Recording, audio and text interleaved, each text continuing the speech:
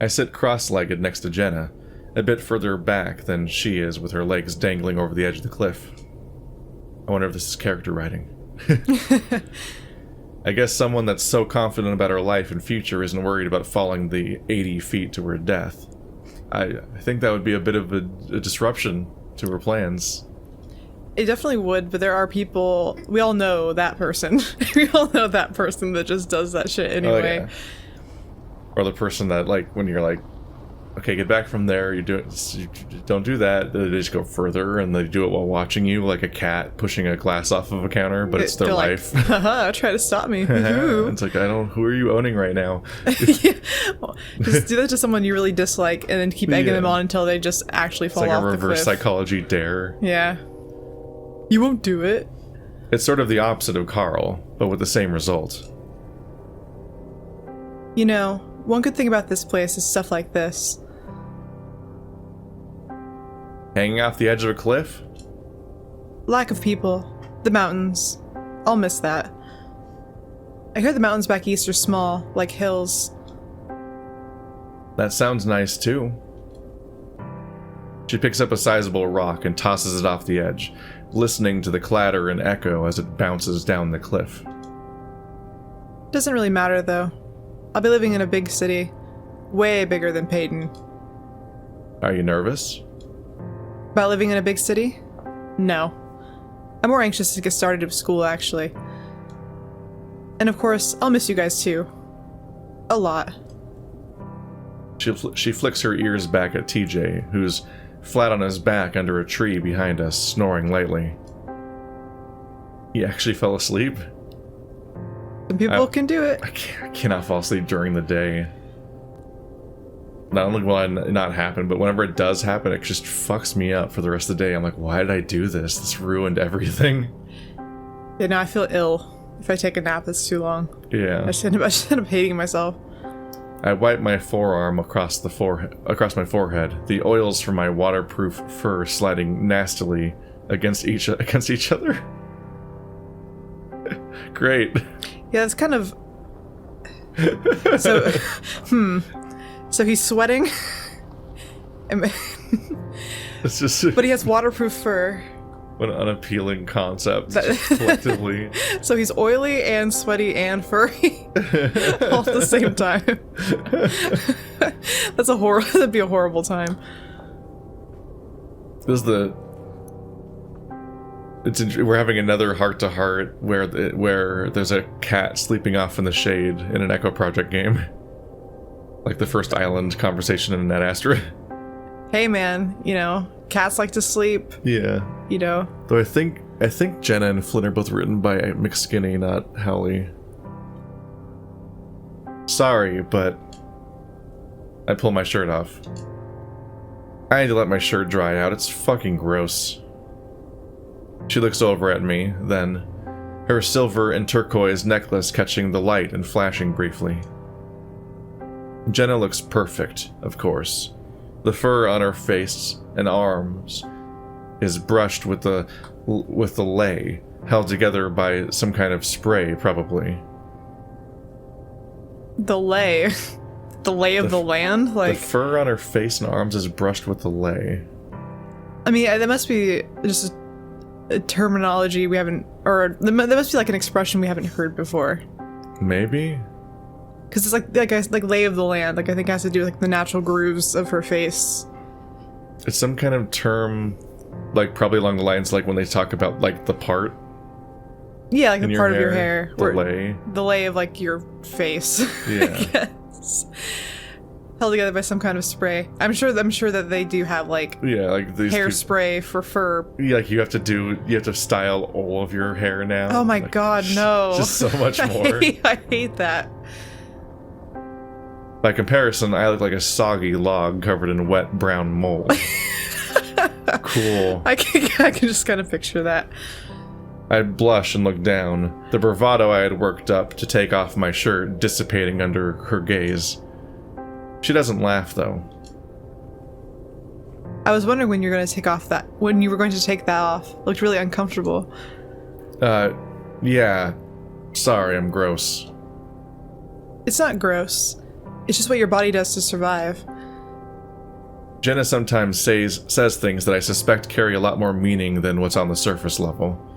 But honestly, I'm too dumb to figure it out. I really hope my smell isn't overpowering the spray. But... I'm in the middle of leaning to the side to see if I can catch a whiff of my butt musk, and I jolt back up. Huh? What was kind of gross is that there was another smell. Oh? Is it the pee? Yeah. Did you pee on yourself? So fucking embarrassing. Oh no. Give us a lake to drown in. Chase needs water. He does need water for multiple reasons. He needs to wash himself off. Yeah. And he needs to swim far away. It takes me a second to register what she just said. Then it hits me. And this time I have to close my eyes out of shame. Of course she was going to smell that. Foxes can smell fucking everything on you that's happened in the last week. Yeah, I did.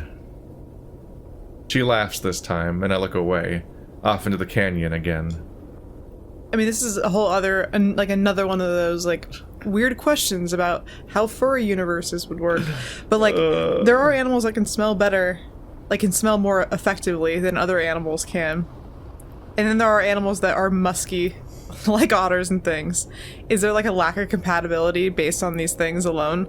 Are there, like, things you can do to counteract this so you can be more attractive to, like, certain demographics?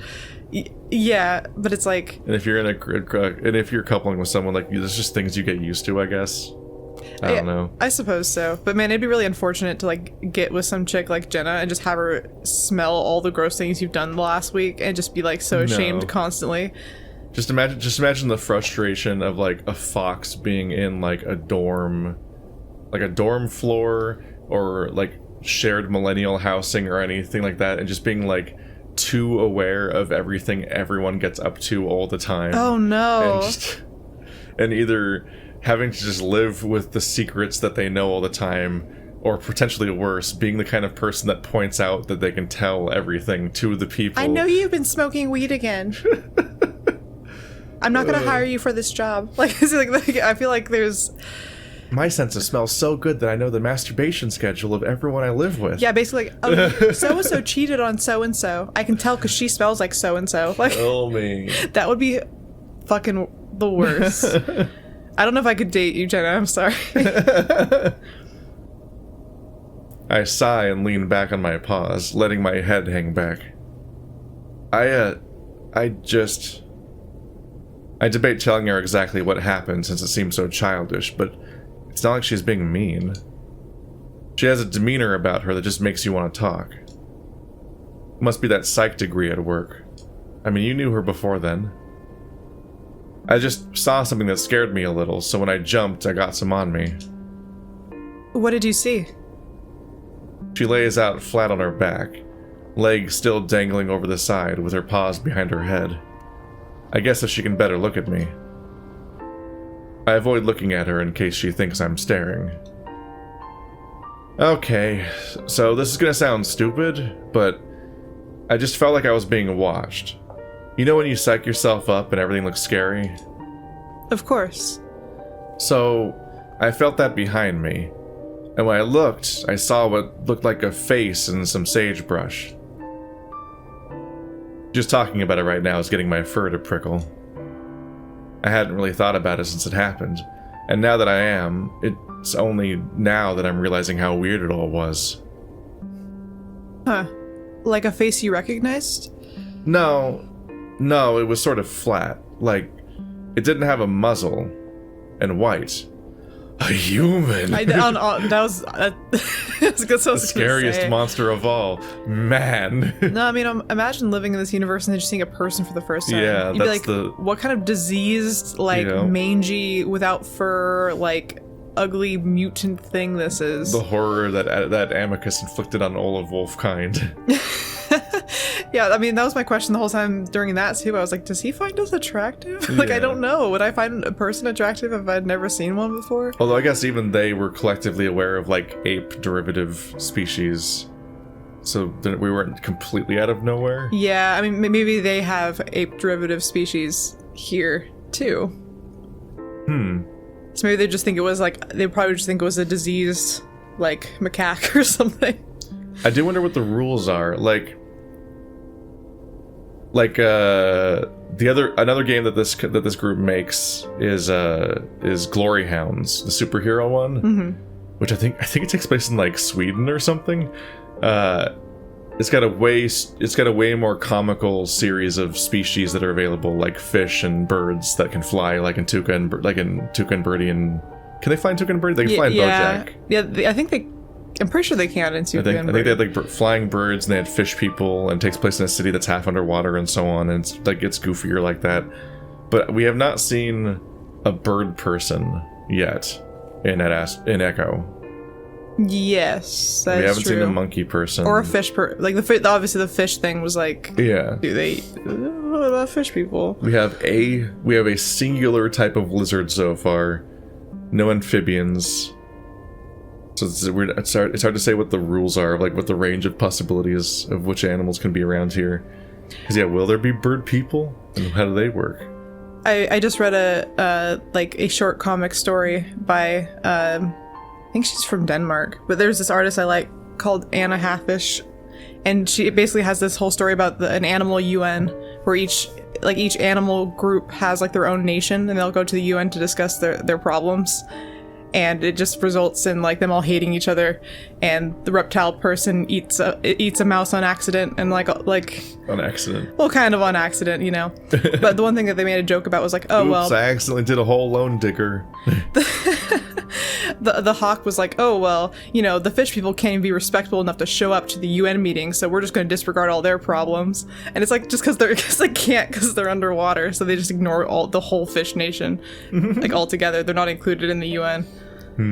Accessibility problems in the UN. They're just discriminatory, yeah.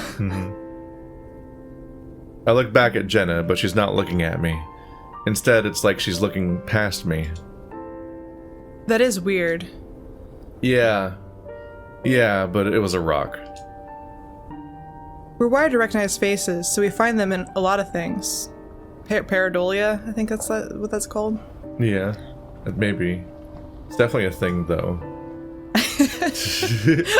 Good input. I helped. I think the reason I know that is weirdly enough because in Call of Duty Zombies, one of the Easter eggs is you unlock songs, and one of the songs I think is called Pareidolia, and because of that, I know that's the word for finding faces and things. The concept to you? I think so. I think I looked it up. It wasn't even a good song. It wasn't even a good song. It was a trash song. Of all the things, it's always funny to me that Call of Duty Zombies is the thing that you put a bunch of time into. I fucking loved Call of Duty Zombies. I only played the first version of it that was an Easter egg for like 30 seconds, and I'm like, oh, I died in one head. I'm never playing this again. Knocked there on Toten. Just never even looked at it again. I'm like, this was boring. Well, they fucked up the lore, and then I stopped caring, because I thought it was going to have like there was a through line for a while that seemed like kind of fun. But I will say the one that takes place on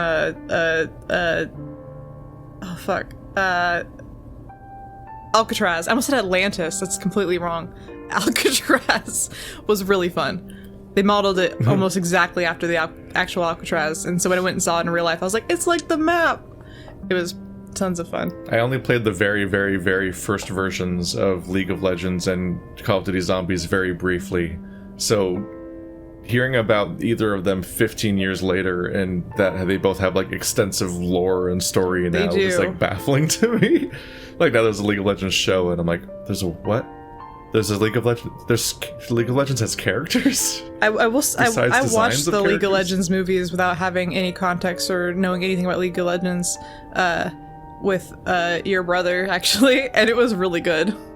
I just get reminded periodically of the furry designs. That's most of what I know about League of Legends. Well, none of those were included. There is a gadgety little rat man, and there's a wolf man, and a tiger, and a bear, and a purple bull. None of those fun people. Well, then it's dead to me.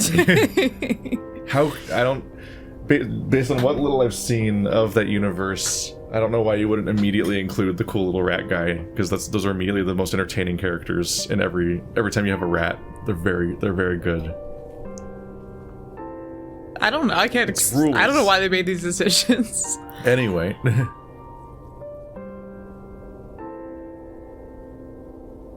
I don't think you've read it. Oh, that's me. That's you. Me. Keith looked at me like Keith was like, "You gonna read?" I'm like, why are you looking at me, Keith? Yeah, I mean, the twigs and stuff were falling across it in a way that it made it look like it had eyes and stuff, but then I realized what it was.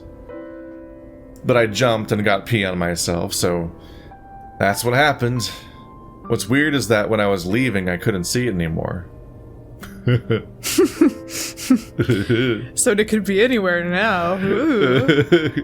The fact that he couldn't find it afterwards further suggests that it could have been a real creature, added to the fact that we also know that there are creatures, but we don't know if they would be here yet. We also don't know if they're going to be the same one we saw on the other route. Yeah.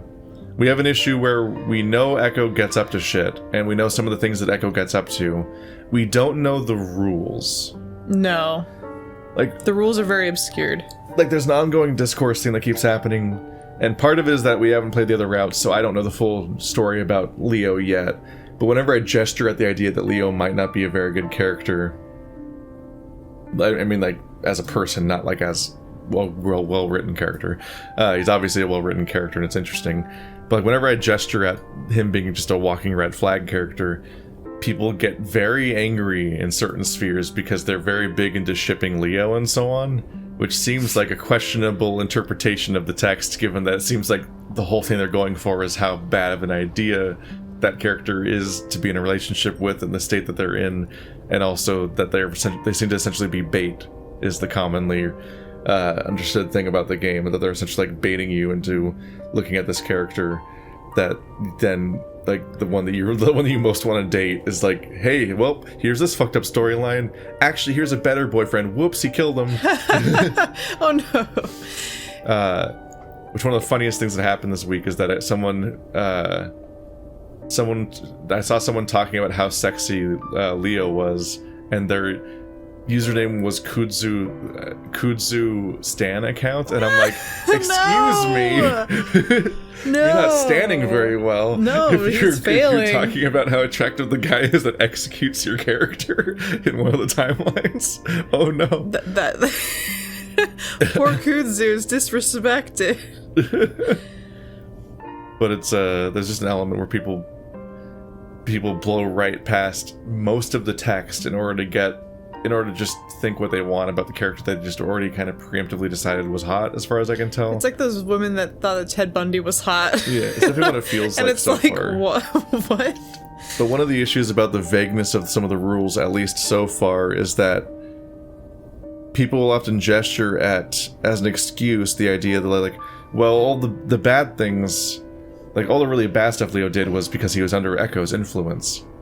But no, the idea of Echo's influence is so vague that, like, my go-to starting reaction was to think that Echo doing the bad stuff was like, it's like a Silent Hill. The air horns go off and you're in the rust mode now and everything's bad, and that's like when it's in Silent Hill mode. Like, I think of that as, I was thinking of Echo as being this thing where, like, it enters the actual, like, crisis begins, and that's when a bunch of people are hallucinating and monsters are out and people start behaving out of character or as, like, warped, exaggerated versions of their worst traits. Yeah, but Leo the thing is, had those kid cuisine meals in his fridge already. He had so many of them, he's been eating that way for months. Yeah, he was beyond saving already. He was already eating Hungry Man dinners. You can't tell me that was a temporary thing. But I'm saying, like, that was my go-to reaction, but, like, what if the monsters do exist outside of the worst state? And what if it does, in a lesser state, harm everyone in the city, everyone in the town, even when it's not going full crazy all the time? Like, what if Leo is consistently being affected by Echo? Well, I feel like you can just make that weird... But that you can make that general argument about any place anyone ever grows up. Yeah, well, that's the metaphor part, but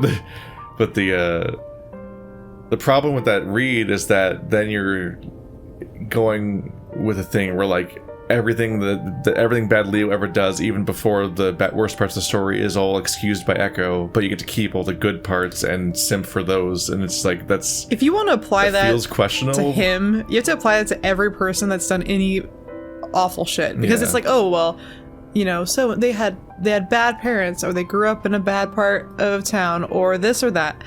And it's like, you can attribute some of these things to problems like that, but you can't attribute all of those to that, or else you're just giving, like, at what point does anyone have agency? Yeah, it's hard to say. But at the same time, we also have like 60 more hours of this shit to go through, so maybe we'll get more concrete rules that explain this stuff and so on. And for that you matter, just think Echo's seeping out of the ground into these people that just live there over the course of years and years, as opposed to just like a singular event that causes people to trip out for several days? It could be that it does have other effects besides just when things go really bad. Yeah.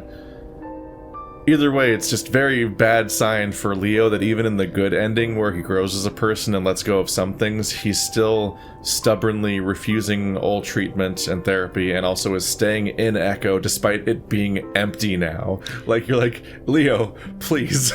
I think maybe change ever. Yeah, I think what a lot of people might also kind of like about Leo, which is kind of what I would like about Leo if I was like into Leo, which I'm not, because like I said, those fucking meals in his fridge right out. But anyways, is his like he likes Chase a lot, and obviously that's to the point of over obsession, and that could be an off-putting for some people, but some people might find that very romantic. And so if you're gonna find any of that endearing, you have to attribute that to Echo then too. I feel like all the positive traits you'd have to still attribute to Echo if you're gonna attribute all of his negative ones to it. Maybe we just need to find out more rules. Also, I've elected a moderator to delete all of your guys' comments, because our theorizing keeps inspiring people to try to answer our questions, and it's like, no, dummy, that's not the point of this. We're doing a blind playthrough. Stop trying to spoil the game. So he's deleted dozens of comments. People actually straight up spoiling stuff? Oh yeah, because everyone... I shouldn't be surprised by that. You can't trust people to... Even people that don't think they're spoiling, you cannot trust people to be you cannot trust people to decide for themselves whether or not their comments are spoilers. Like, they'll just... Especially because since the people often think that saying that an idea is wrong or incorrect is... Like, they often think that's not a spoiler. And it's like, no, we don't know the thing, and so we're theorizing about stuff, and you can't, like, say our theory's wrong, because that's also a spoiler. Yes. I know that we have to get on with this, but Yeah. I just want to make a comment about how, like, there are some people that do that thing that is the thing that your brother does that I point out to him all the time, where it'll be, something will happen, it'll be, oh, well, what do you think about that? Do you think that one specific thing might be important? And it's like, by saying anything even like that, you're also spoiling things. Oh yeah, no. By being like, oh, did you notice maybe something about that thing? And even just by saying it ambiguously, it's like, oh, well, now I know that that's important, and now I figured it out, and now I know the whole thing. It's deeply frustrating when people think they're being coy about spoilers, and they're absolutely not. Yeah, so don't be that person. One of the worst things is that I make offhanded comments about anything, or theorize about something, or just observe something, and then people will be like, time code. That's interesting that you said that. Don't be that. It's like, that's just spoiling what happens. The very act of you highlighting a very specific thing while being in the know tells me what's going to happen verbatim, because I am a thinking, sentient adult with media literacy and basic pattern recognition. Like, it's not that hard, but people are so bad at it. But the last thought about Leo was just the fact, like, so since this is the first video since my essay came out about Ad Astra. And so in that part, I compare Amicus to real-life dogs, and just how a lot of the positive traits of the, like, Bara himbo dude, like, furry character, is all of the positive traits people associate with dogs. It's like the loyalty, friendliness, the honesty, the what people call, like, Labrador energy and all that. And also, like, the part where, like, they're not only honest, but they're maybe, like, too stupid to even know how to lie, basically. But they're very sweet. It's all very endearing on its own.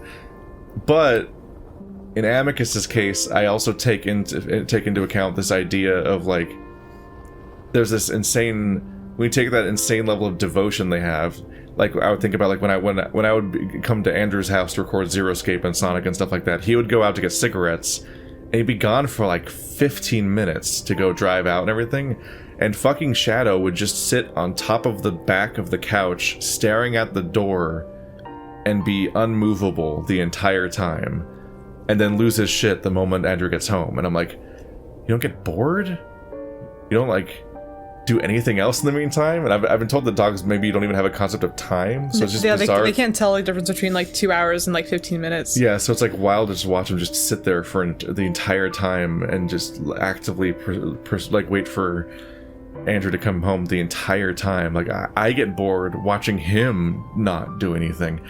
So I extrapolated that to like Amicus's religious devotion and his devotion to the parents and so on, and his belief and so on in that narrative.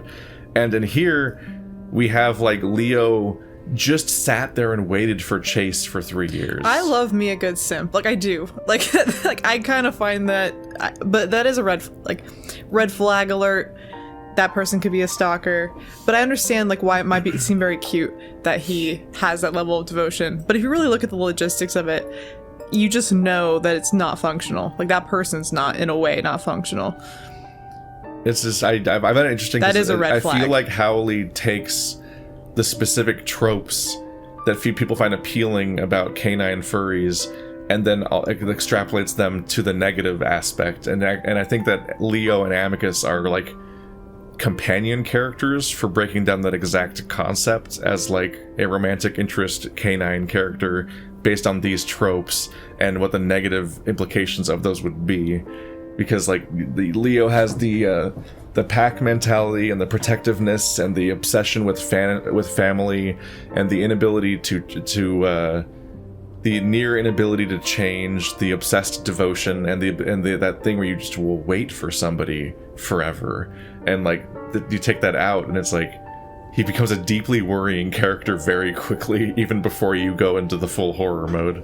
Yeah, so I feel like I feel like all that would have been with Leo no matter what. And obviously a lot of this is situational, but I feel like those traits would be with him even if he put him somewhere else. I'm interested in seeing what happens to him in the other routes, specifically because we're only now getting the opportunity to see that.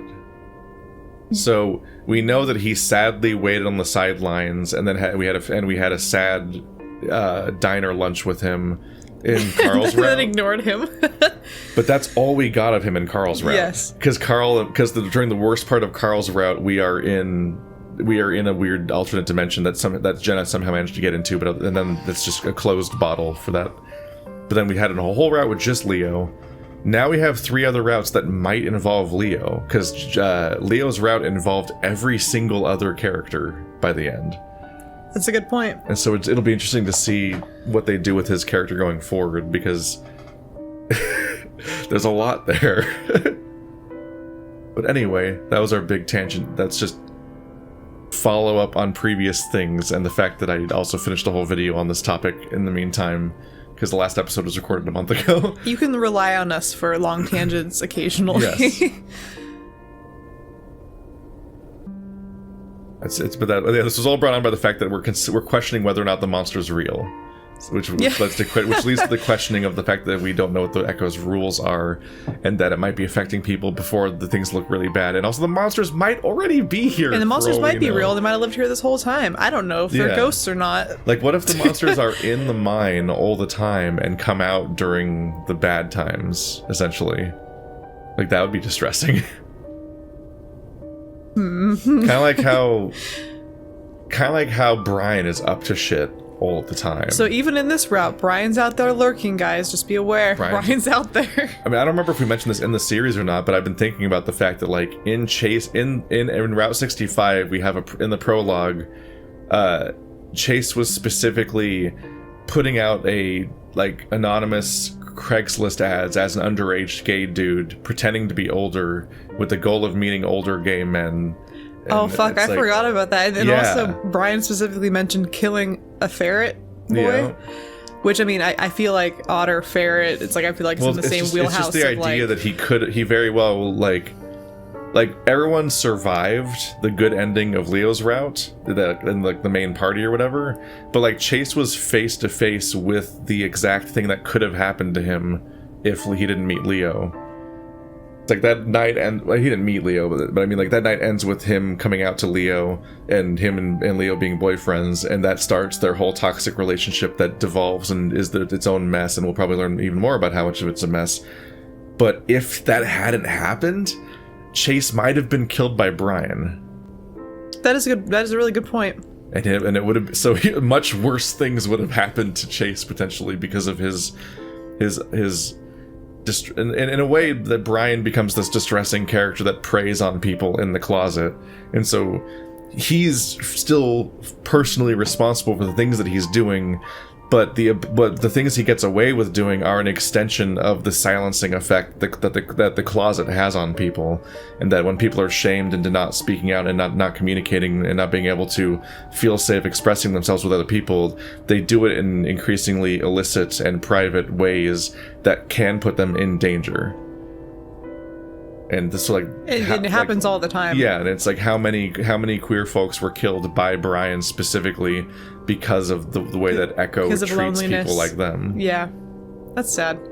So it's like, as fucked up as Leo is, he's the one that had to survive while being out in this setting.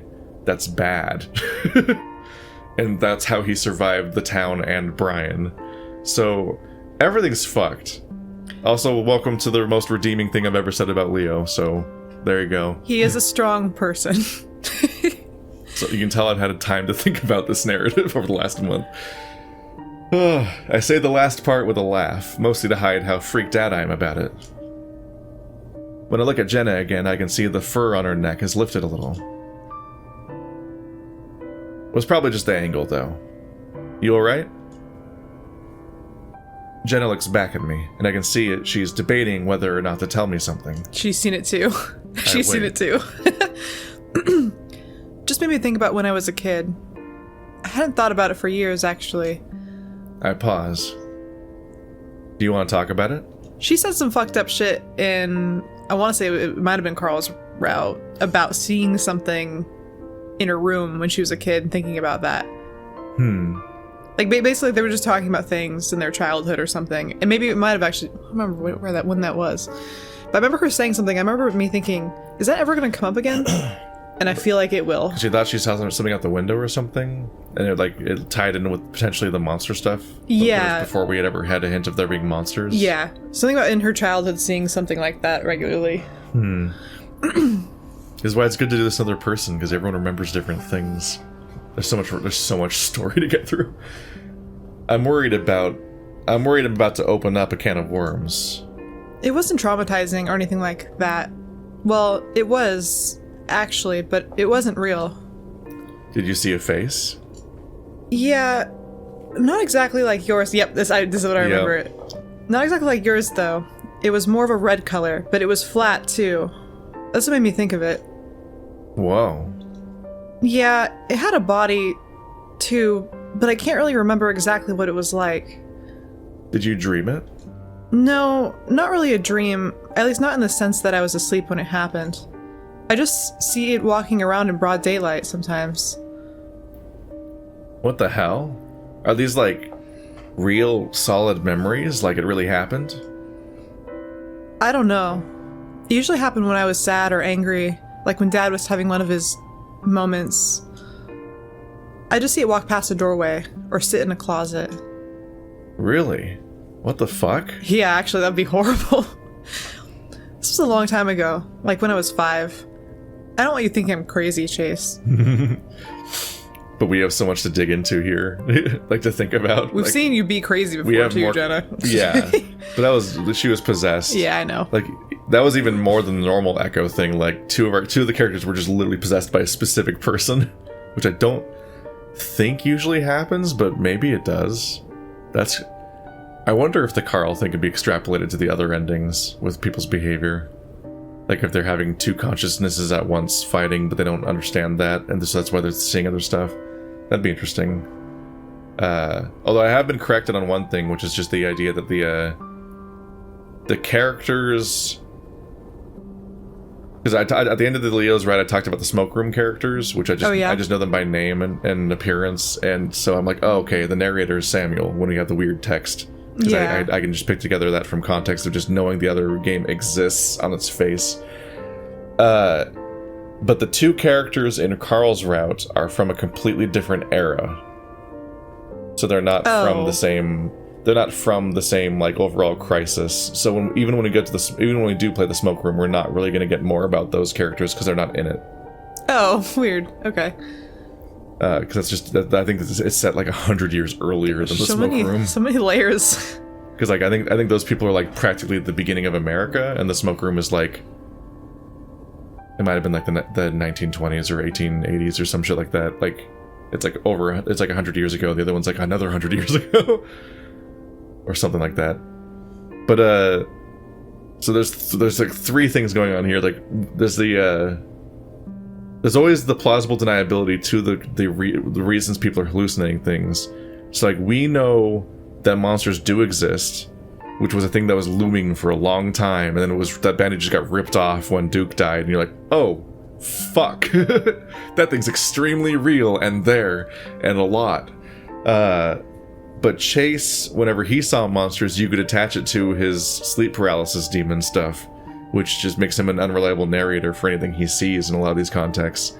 And Jenna, they're introducing it as when she was 5, which is when you have imaginary friends and things when you're really young, is that people just hallucinated entire people, essentially. And I don't really know how imaginary friends work, like how much you do or don't actually like see them or what. Or how much you believe them. I had no version of this at all when I was growing up. I had friends who had them, and I tried really hard to have one, and I couldn't have one. So I just talked to John Lennon's ghost. But like this could be like a traumatic imaginary friend nightmare, like in like a Donnie Darko bunny in your closet because your dad's abusive or something. Yeah, I'm not sure how real this is for other kids. I never had that experience. Yeah, but because we're in our third route, we're like, oh, that monster's probably real. Oh fuck. I don't. I saw things too as a kid. Yeah, I think you've told me. I had. And it's something I really don't want to think about right now. I'm pretty sure it's just something my mind made up because I was under a lot of stress. The brain can make up whatever it wants, really. It's part of the reason I went into the field that I did. I want to help figure these things out. Did you see it anymore? At all? She's quiet for a while, then shakes her head.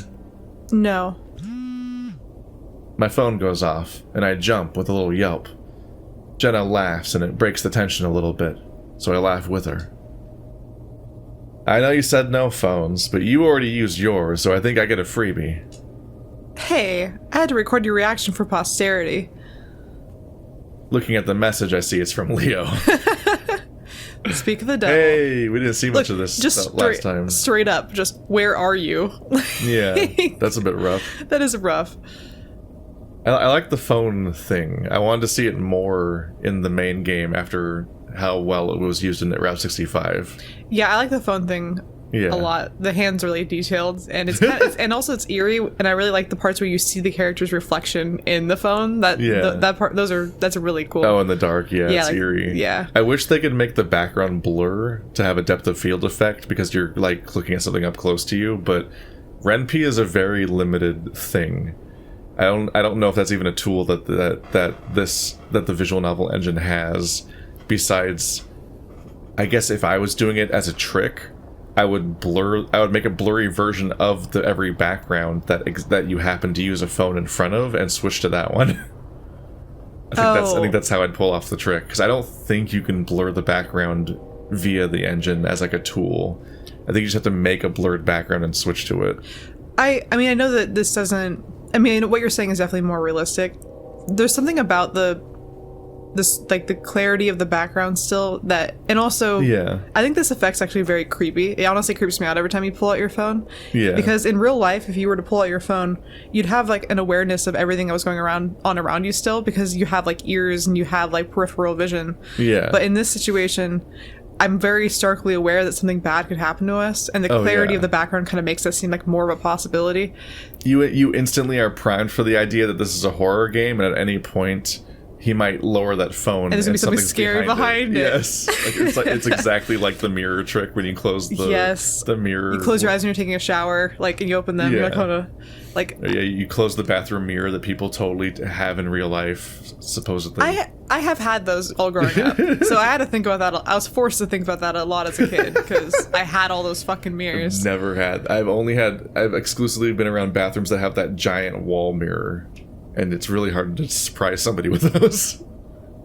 A wall mirror. The one we have. Oh, you mean The whole wall's a mirror. Yeah, but it doesn't have the cabinet door. Yeah. We don't have a medicine cabinet There's in our no bathroom. sneaking up on you with the giant wall mirror. You see everything. It's just like a trick, because it's mostly just a trick to make the room feel bigger because it's claustrophobic without it. Well, I like the full range of vision. Yeah. I used to see myself from the shower while in the shower. It's just that it's just such an ineffective window. It's such an ineffective mirror for most purposes that people still install another mirror that gets closer to them on a little arm because the wall mirror is so unhelpful for most things you actually need a mirror for.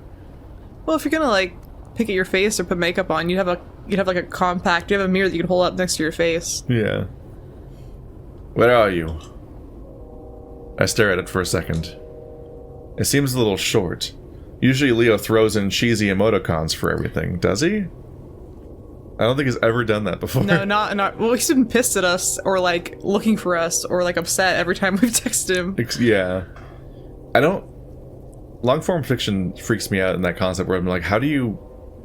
Whenever you make any declarative statement about somebody's personality or behaviors, there's like that terrifying thing of like, okay, now I gotta go through the entire narrative and check to see if I've actually made that a thing that's true and not just a thing I said that they do. Like, you have to, like, for consistency's sake. I think about the fact that, like, these are released over the course of, like, I know this is like 500 tangents, but I just have a lot of things to say, I guess, today. These are released, like, in a series of releases that are, like, months apart over the course of years. Echo took 7 years to come out, right? But, like, even in Ad Astra's case that was done in about 2 years, something you'll remember is that when you first encounter Amicus and you kick him, he yells, Oedipal! Yeah. And then he does it one other time. And then later on, Cassius, when he sees you for the first time, he sees Marco for the first time as a surprise when he's snooping around Amicus's room. He yells Oedipal. So it's like, oh, this is a quirk. People yell like swears or exclamations in their own language, and it doesn't get translated by the lingua, right? Yeah. After the first chapter or second chapter or whatever of Ad Astra, it never happens again. See, like, I definitely would not have noticed that. I noticed this because I'm obsessed over Ad Astra too much writing the thing. But it's like, there are, like, whenever you write anything over time, there are just inconsistencies because your own style drifts. And if you come up with quirks for your narrative, you have to, like, write them down on your wall in front of you just to remind yourself that was a thing you were doing, or you'll just forget to do it next time you're writing the game. A Pepe Sylvia style wall of character traits with red string linking them all together. But as somebody who has exported the entire script into a text document so I can search it manually, here's your fun fact, everybody. Oedipal is said 3 times total in Ad Astra, and one of them spelled wrong. Oh. Well, there you go, everybody. Fact of the day. One of them is, 2 of them are spelled E-D-A-P-O-L, and the last one's spelled E-D-E-P-O-L. That's how I would have guessed. I assume it's misspelled, but it could just be some kind of conjugation. I'm not going to guess, but yeah, he's emphasizing it's spelled differently, at least. A different part of it, Keith. It's a nuance of the language. You just don't understand it. Okay. It could. Anyway, when he's not angry, of course. This will be a long episode to make up for all this bullshit. Jenna's been watching us stare at our phone for like 3 minutes, and she's like, "It's fine. When is he gonna say anything?"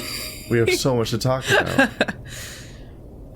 Do otters have paw pads or finger pads? Is that what you're thinking? They probably have them, but do they have the? They probably don't have them only on their fingertips. No, right? they have them. They have like raccoon hands, I think. It's like all along the It's whole like all bottom, along, right? yeah. Yeah, it's just I'm surprised his palm is furry. I don't think it should be. That seems unhelpful.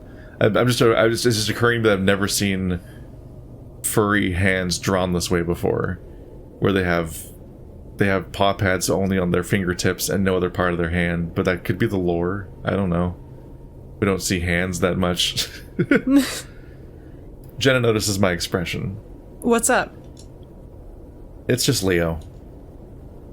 I type out a quick response.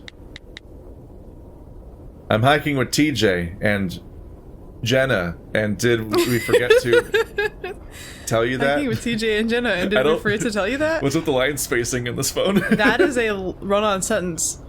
Also. Yeah. I'm hiking with TJ and Jenna, and did we forget to tell you that? Yeah, I guess it's realistic. People fuck up at typing. I mean, I don't take texting very seriously. Yeah. I mean, it's very rarely that I do. So usually, I would just do. I'm hiking with TJ and Jenna. ... Did we forget to tell you that? Question mark. Yeah. LOL. Lol. One of my constant mistakes is that there will be a particular part of the sentence that could go at the beginning or the end. And you put it on both, right? I put it on both. I do the same thing. I'll like start the sentence a certain way, then end the sentence with the same thought, essentially. Anyways, something. Anyways. Yeah. And I'm like, fuck. Or like just in time, just in time, or something. Yeah, something like that. Some kind of like timing related thing will happen twice in the sentence. I'm like, ah, fuck. Well, it's a format where I can't change it, so. Almost instantly, I get a response. Yeah, I did. You did. He's definitely got something up his ass. Because we didn't go comfort him, that's why he's pissed. He wishes it was me. He's pissed at us. Wolf boy getting pissy. To match. Yeah, oh, no. You're both pissy together. Oh no, Jenna jump scare. Maybe? I can never tell with him. Jenna's phone goes off right then. She's gonna get bitched at by Leo too. Like, you took my man hiking and didn't tell me. I need to know where he is at all times. Speak of the devil. That's literally what I said when Leo texted us, by the way. Because you're Jenna. Because I'm Jenna. Since it seems like she's inviting me, I lean over to read her phone. You're in wearing like the same type of top. I wear spaghetti strap tank tops a lot because I'm lazy. And also Keith's room gets really hot. What the hell? It's because there's 3 people in here. And a computer, which is like 5 people. 2 people and a dog. Yeah, it was just shorthand. She's like people. Well, I don't want people thinking there's just some weird third person that's just sitting here in the room with us. There's just a fleshy animal putting off body heat in here. Yeah, she doesn't like being by herself, so she hangs out in here. I feel myself getting a little angry. What the fuck's his problem? Jenna gives me a little playful smirk, and she sits up and puts her phone away without responding. So Leo just texted her, "What the hell?" and that's it, with no context. Was it her job to tell him that we were going hiking? Like... Yeah. So imagine just getting a text. Unless they had already interacted, maybe? I don't know. I get the impression that Chase just saw that one text message. It makes me think that, like, imagine, like, just getting a text that just, like, imagine me just texting you and it just says, "What the hell?" with no explanation as to why I'm angry. Just be a mistel. Like when Flynn accidentally texted us about his groceries. That was funny. You should do that again. Aw, he's jealous. That gets me flustered for some reason. You think so? That, and he probably wants us all to hang out together, which we should, but we need some time away before we give Flynn another chance. Anyway, we should head back. If we start now, we can grab dinner at the diner by 6. Diners. I think I like cafes more than diners. I mix them up. Cafes are more coffee-oriented, in my opinion. And breakfast-oriented. Diners are very breakfast-oriented, but cafe is more like quick bites, so you have like biscottis and little muffins and maybe paninis, maybe. Diners can have malts. Yes. Which I tried for the first time a few months ago. I'm like, oh, I see the difference here. This is neat. I literally just had a conversation about this maybe like 4 days ago, which is really weird that you're bringing that up because we had a whole conversation about what the difference between a malted milkshake was and a normal milkshake. And it's because they add like a froth of it's like a barley froth they add to it. That gives it like a nuttier flavor. It makes them That's why malt balls taste the way they do. Exactly. That's why malt balls are called malt balls. Exactly. I had to explain it to this guy. When I tried it, I was immediately like, oh, I get it. Because I've had the malt balls before as the candy, and I'm like, oh yeah, that definitely this tastes like that. You notice the connection between those two things. Yeah, it's like a nutty flavor, which is very specifically absent from like a chocolate shake. But a chocolate malt is real good. Jenna gets up and goes to wake up TJ, but I'm sort of lost in thought. I feel bad for Leo. I never felt bad for Leo in the Carl route.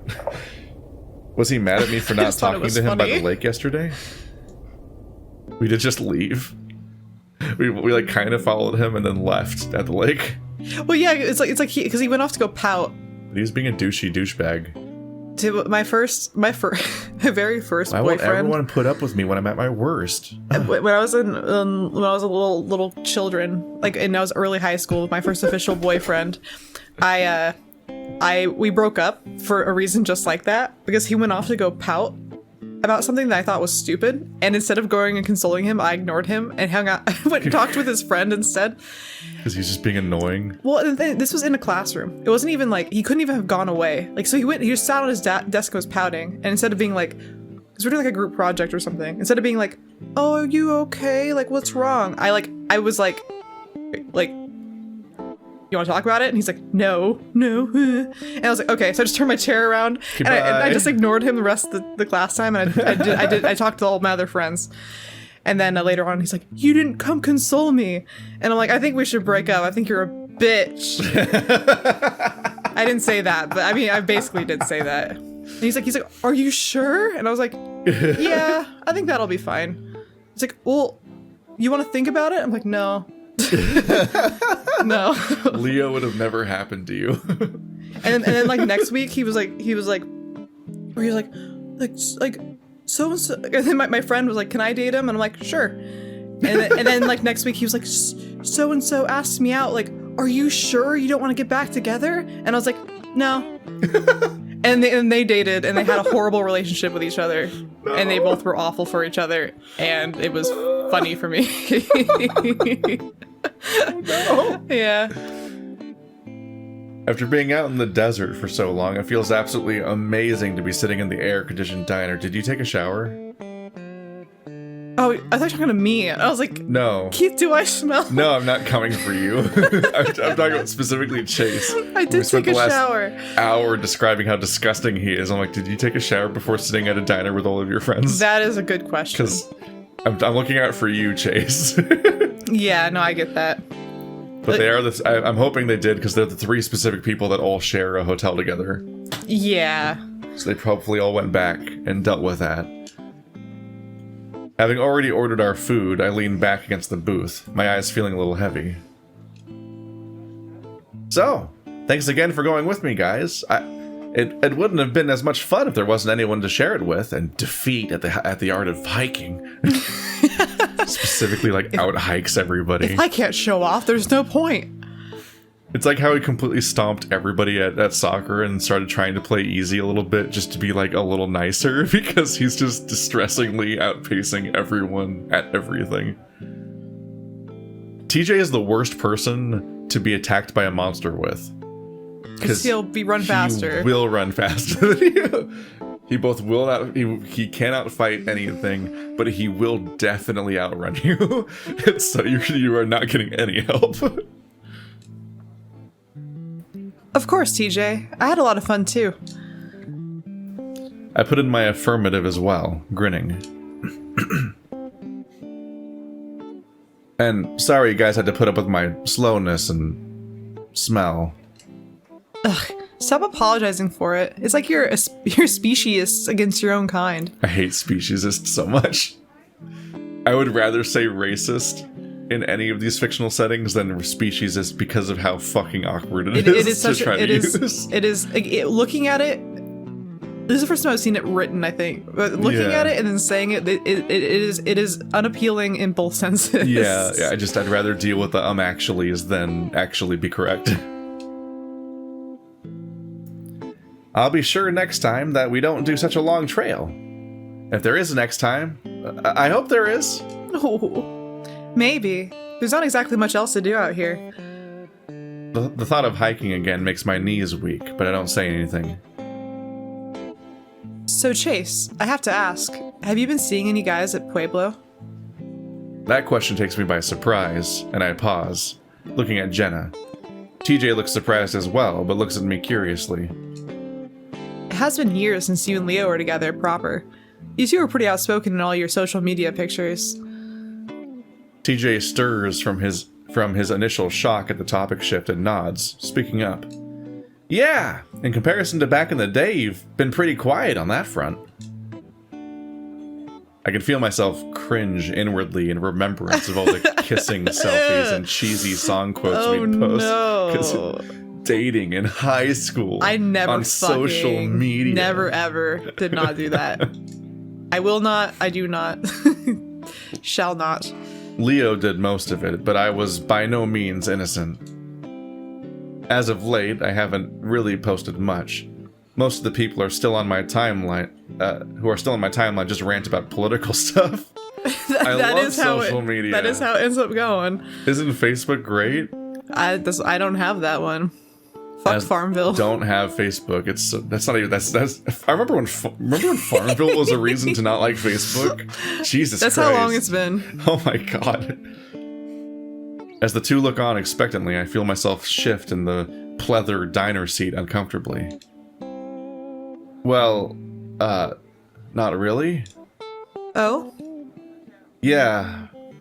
I guess after a relationship as long as Leo and I's, I've kind of just been focusing on, adulthood. Adulthood is difficult. A reasonable thing to keep you occupied. Yeah, but relationships are a part of adulthood. TJ nods with a broad smile, his big ears flopping a little. Well, have you engaged in anything more casual since? I feel myself blanch a little before recombobulating. We're back with McSkinny. Oh, you're recombobulating. from Route 65. Yeah. He likes that word. It's a good one. TJ just looks confused, thankfully. Jenna's trying to ask, do you need to get laid? Well, Jenna, are you offering? I downloaded one of those gay apps for meeting guys. All it really does is make me feel like crap, though. I look sidelong towards the links besides Jenna. He gives me a curious look. People on there can be pretty speciesist. I see a lot of no Mucilades, no otters, and no Musk-Types. Dude, that's... Chase, the Musk-type Pokemon. I will say, I mean, I've done the dating app thing, but I'd be really pissed off if I saw one that was like no, like, this type of person, like no black people, or like no, like, I feel like that would be horrible if somebody had specific. The only one I do see is like that stupid one where girls like, no guys under this height. I was gonna say, like, girls honestly, that say no guys under this height, that or guys doesn't happen. Like, no fatties and things like that. Like, there's versions of that where I see more of the fatties only. And I'm like, darn. Like, fuck, I'm discriminated I gotta against. bulk up. I gotta get with the times. But like, but honestly, that height thing doesn't come up as much as guys think it does. And then the one I hate is the I'm this tall in case it matters. Like, they're all like fucking butthurt about it. Preemptively defensive. But I mean, sure. Just put it out there, because it's better to filter annoying people than to deal with them. Well, it asks you your height in your profile, and so if you were to scroll through, you'd see it. You don't have to put it in your paragraph that people see first. Yeah, that's just you being annoying, I guess. Yeah. Which itself is a filter. Like, well, this guy seems like a lot, because he's complaining about his own height preemptively. Yeah. Thanks for the warning. Well, my filter is all the people holding up dead animals. I'm like, that's like hunting photos. Like. But it's like is this the only times you feel obligated to take a picture of yourself is if you've killed something? Like, you don't take pictures for fun, like you doing nice things with your friends? Like, you do get socialized to do that in certain contexts. To have all these photos of, like, look at thing I killed, fishing photo, deer, and so on. But I feel like that means that he had no other photos of himself. Like, he scrolled through his phone all day, but he had no other photos from himself besides the time he killed that one deer that one time. Yeah. And I'm like, you either don't have a life, or you just... I just think you don't have a life. They think they look cool. It's like this idea that, like, we're out to hunt the mammoth, like, for my masculinity. I can at least explain that on some level, whereas I'm super incredibly baffled by all the people that take photos of themselves wearing sunglasses in their car seat. That's constant. Or worst of all, the Ethan Klein photo where it's just like your chins. Well, it's just like you're looking down. You're looking down at your photo that's on your gut while you're laying on your couch in the dark, and you just take a weird, like barely visible photo of, like, the flash in your own face, and then you just use that as your profile picture on Twitter or something. And I'm like, Just try for a second. Know your angles, and also that just reminds me of Omegle. Like that's all I can think of. Whoa. Keith's knocking stuff over. It's fine. I had a deconstructed lid of a jar stacked carefully to let it dry, and it has been bumped, and now it's. He has a mason jar lid. If that's what he means to say. Yeah, and it was a mason jar that I put the CBD powder in, but I'd wash it every time I run out. Oh, that's very good of you. I want it to fully dry before I try putting powder in it again. But yeah, no, looking down, like I said, the looking down photo just reminds me of Omegle. Just the looking down picture. Some guy looking at his laptop. Like, it's just depressing. None of us want to remember those days. Yeah. None of us want to feel like we're on Omegle when we're on a dating site. Okay. I've just never used any dating app. It's like I'm too nervous about the premise of even trying in the first place. Blah. It's really draining emotionally to have to deal with so many fucking stupid people. It's like there's a reason to want to be in a relationship, but the part of trying to get in a relationship is like it's like voluntarily going into like back into the process of like trying to do jobs applications and interviews essentially. Yeah.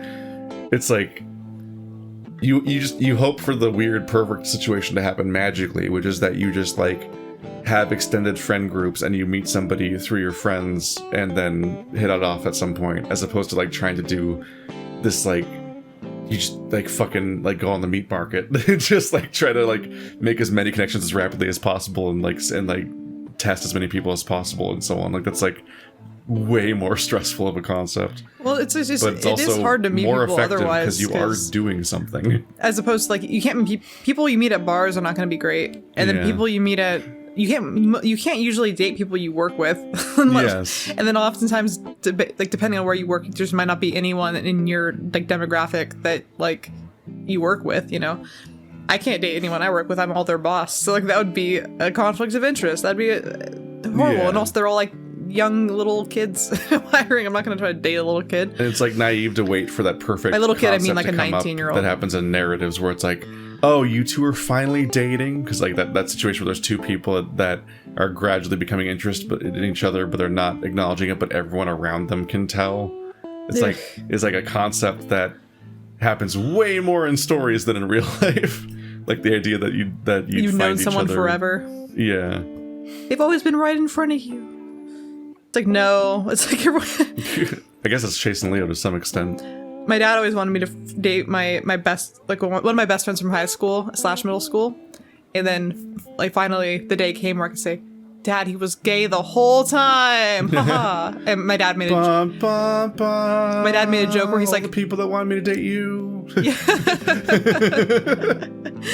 He made a joke where he was like, I still would prefer it because then you'd never touch you. And I'm like, oh, that's sweet, Dad, but no. The actual plot of House of the Dragon. All right. I met up with a few guys, but it was all pretty awkward and didn't go anywhere. Mostly didn't look like their profile picture. That's awful. I can't imagine putting yourself up for that sort of thing. Well, TJ, what do you do to meet people, huh? Nothing. Nothing. He's saving himself for Christ. Well, have fun with that. He pauses, then quickly holds up his paws defensively. I mean, meeting someone you like and love organically, is that the word? Is important. TJ, it doesn't always work like that. No. If you live in Echo, how many choices do they have here in Echo? Entire previous conversation, yeah. I know, but it's like, I'm just thinking of the town they live in, too. Yeah. Like, good luck, TJ. Well, your choices are Leo and all of Brian's murder victims. And then all the people that are on drugs or way older than you. So it's like, you don't have a lot of choices. Well, Chase here doesn't have that luxury. According to this study I read, about 1 out of every 25 people are gay. Which is very few. And guess what? You know what the worst thing about the stat of how many people are gay? Half of them are women. Oh yeah, I forgot about that part because I'm bisexual. Ha ha, I win. There are more gay women out than there are gay men, which means 1 in 50 people is just baseline first step compatible gay man partner option. Like, you're fucked. My my options are everybody who likes me. Then the chances of both parties having mutual attraction lowers the compatibility chances even more so. The online component is almost a necessity depending on one's region, Echo seeming to be the bizarre exception. This game was going exactly where we were going. Yeah. I see TJ's face shift to a guilty expression, the gray feline muttering a quiet, "Oh," before taking a long drink of water. I uninstalled it, though, when I visited my parents over Christmas. Haven't had much of a thought to install it back. You don't want to be on Grindr when you're at your parents' house during Christmas? Well, you want to keep warm in the winter? Hey, ho ho ho. Come down your chimney. I've returned to my hometown to be a ho ho ho. Ho ho. I think you should reinstall it. I'm actually a bit curious what sort of results you'll get in Echo. My mind reels back to 15-year-old me posting a photoshopped picture of myself on Peyton List Mail for Mail and the horrible aftermath. Oh boy. I don't know, Jenna. Probably wouldn't get much anyway. Most results would be from Peyton 30 miles away. Plus, I'm pretty sure I already know the only result is going to be a certain shirtless Gila. like a Gila monster? Like it's a lizard. Shirtless Gila. Are we talking about Flynn? Is he a Gila? He doesn't look. He's not a Gila monster. It's a lizard. Do we have any idea what he's talking about? I can show you a picture, we know but Flynn's it's not also right. A lizard. Yeah, but he's not a fucking. Like, you'll see. And plus, Gila monsters, if I remember right, are the ones that are poisonous to the touch. So. Wait, that sounds like a problem. It's this one. They're orange and black and bumpy, and they're really like salamanders. They're really kind of chunky. Like they're not at all like as thin and lithe as like. I wonder what Flynn is. Well, yeah. So they're like beefy lizards. I don't think Flynn should be one, but I'm not one to talk about how to draw your anthropomorphic characters. So who knows? Honestly, I hate to sound like one of those podcasts, so something has to be in the water here. First Flynn, then Leo, then you. I watch all of you grow up and turn out to like guys. So Flynn is gay. Then maybe that is the person that they're talking about. Flynn's just hitting on Carl. That's why he takes such an interest in his interests and so on. I mean, I'm not saying I liked it better when I kind of wanted him to be like a closeted bully, like, and that's why it's gonna be like the reveal, like he was gay for Carl all along, and he bought him a beautiful lighter because he actually loved him. So Flynn was out first. That's interesting. I don't think we knew he was gay until now. No, I just thought he was secretly in love with Carl, and that's why he was being a punk ass to him. Yeah. I still remember you sitting on the edge of my bed, sniffling about your parents finding out how much of a deviant you were. Hoo-hoo. Completely unaware that I had the same sort of conversation with both Flynn and Leo about a year earlier. Talking about Route 65 again? Yeah. And she borrowed our phone, and we still don't know what she did. Will that ever come up? Or why she changed her name since then. Yes. Oh, God. I placed my face into my palm. It is kind of weird, I guess. But now that you're officially bi, your horizons have expanded, yes? I have to ask, have you been dating any girls? I'm taken off guard, looking back up at Jenna. TJ stops gulping down his ice water. Not really, actually. I mean, I guess you could say I lean towards males, but it's not like... I was about to say that I sometimes look at straight porn when I'm in the mood, but that might be a little inappropriate with TJ there. You should just TJ, though. Just turn to TJ and be like, TJ, what porn do you like to watch? Let's compare notes.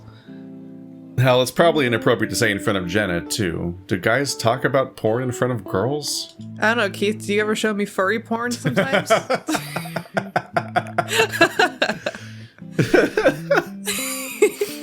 It's not like I don't notice girls. I finish the sentence lamely, but TJ just nods. That makes sense. Well, have you ever slept with a girl? Jenna! Their expression difference. TJ's face going from cheerful interest to outright horror is so comical I start laughing despite Jenna's question surprising me as well. Hey, this is how boys talk, right? I've been hanging out with you guys since the 4th grade. Don't exclude me just because I'm a girl. I don't talk like that. It's true. TJ Despite TJ's reaction, I'm not too bothered by it. No, I haven't. I kissed a girl once at a party, but that was it. Do you want to be with a girl just to see what it's like? Now I'm starting to get a little embarrassed. Whether TJ is more appalled or not, I can't tell since he's got his face buried in his paws. Maybe? I don't know. Just curious. I'm just wondering why I didn't pick up on this about you before. Jenna grins, then looks out the window. I noticed then, with the way the sunset is lighting up the diner, how pretty her eyes are. It almost looks unnatural the way they glow. So I need to ask you a favor, Chase. I stiffen, wondering what the hell it might be after that conversation. I'm wondering if you could drive me to the mall. I want to get a few things. Oh, sure. What do you need? Gotta cash that check that Raven's ass was... Cash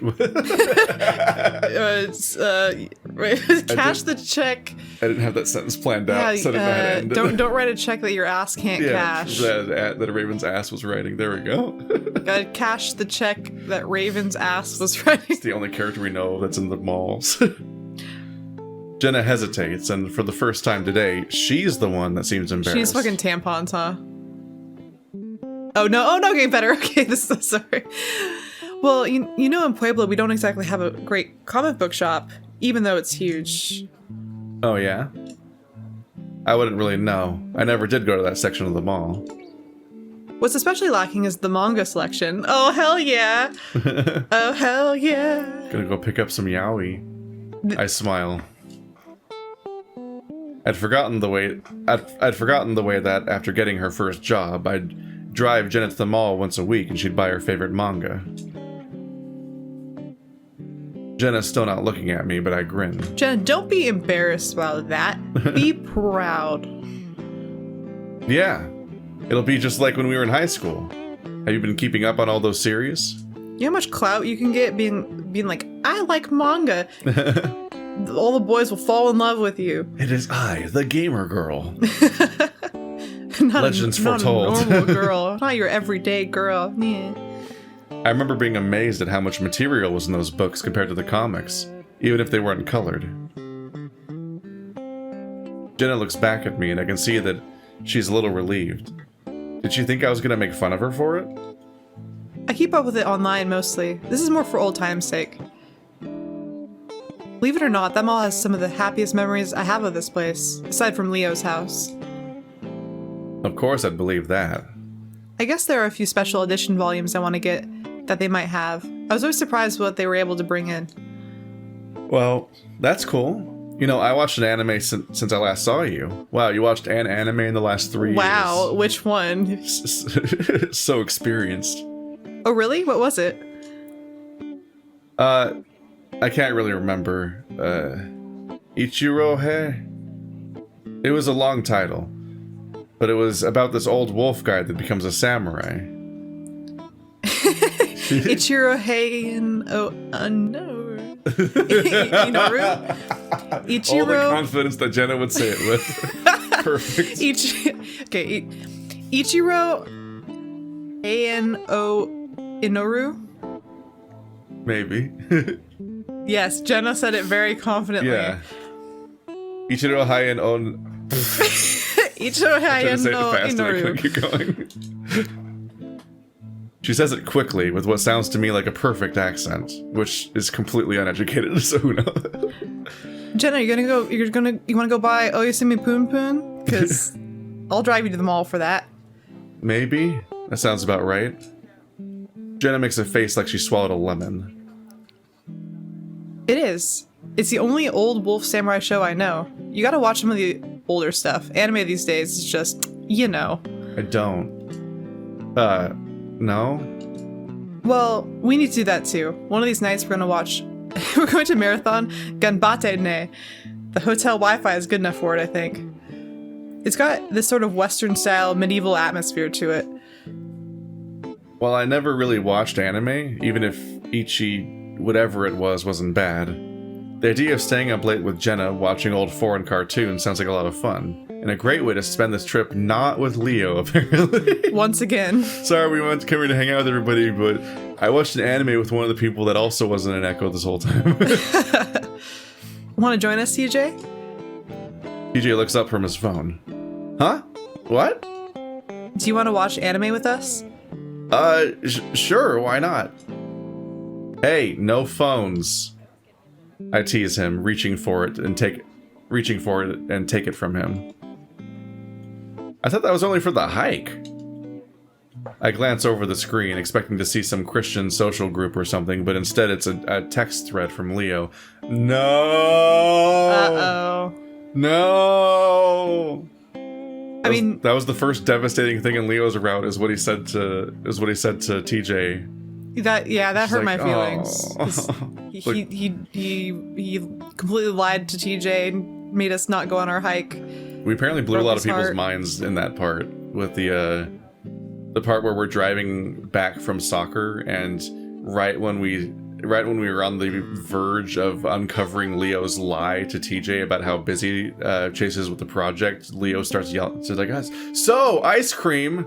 Like, what are you gonna get?" Like, weirdly early when we're not even close to being there, and it's like, oh, we were about to uncover the fact that Leo's lying to TJ to get him to go away, and Leo can hear us nearing that, and he's like very actively manipulating us in that scene. And we didn't fucking catch it, did we? No, we caught it. Oh, we caught it? The readers did, the audience didn't. Okay, cool. The comments were full of people that didn't. I thought we we completely were in tune with that scene, and the comments were full of people that did not click what was happening. Okay, good. So they were all chases that didn't register what was happening.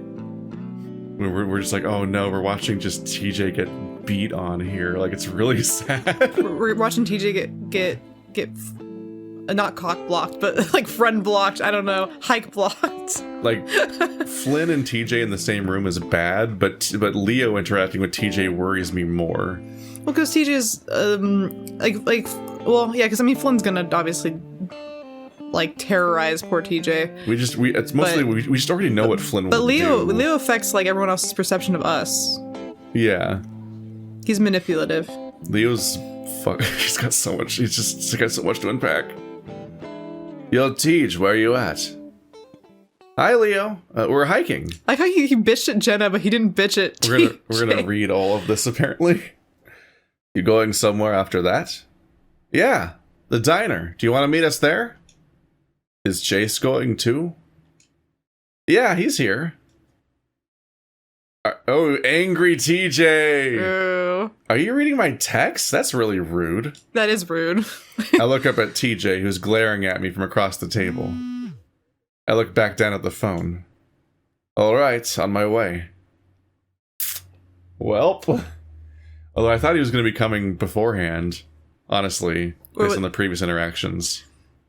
So I'm surprised that, when Jenna talked about us dating other boys, I was just being like, because I thought we were sitting next to Leo already. I see. It was only over the course of the scene that I realized that Leo isn't here, because it sounded like it was setting up him being here because of the previous interactions. Oh, see, I didn't get that impression at all. We were apparently about to just fucking continue avoiding him all day. Well, I was gonna say I didn't get that impression because we didn't respond to his text message. Yeah. After that point, and Jenna, did not. I just thought Jenna was like, all right, let's meet up with Leo at the diner.